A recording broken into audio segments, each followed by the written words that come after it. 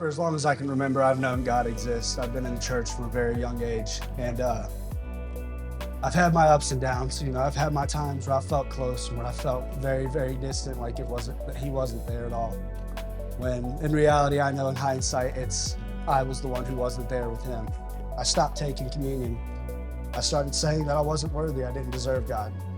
That honestly, I'd be better off if I just wasn't here. Good Friday service hit me really hard though. I came in and I had that same mindset. I was denying myself and I was denying my time with God, and I didn't want to take communion. And Pastor Garrett kept talking. He kept mentioning communion, saying how we needed to take it. And finally, my fiance Emma, she placed the communion cup in my hand, and I couldn't hold back my tears. I felt God touch me in a way that, again, was unimaginable, the peace that I felt. And I finally, for the first time ever, let go of all my pride. And I said, God, you're right. That's the point. I'm not worthy.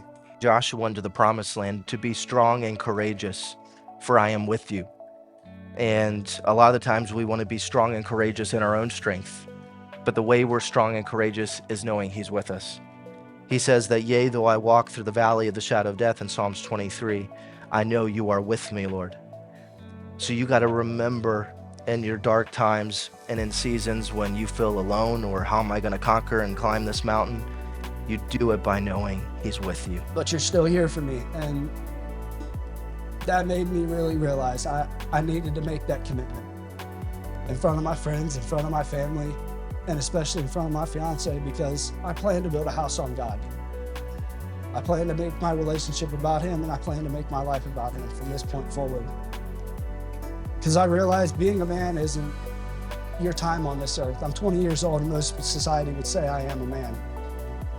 But being a man isn't time on this earth. It's not getting your hands dirty on the job, but it's not breaking your back every day to provide for a family.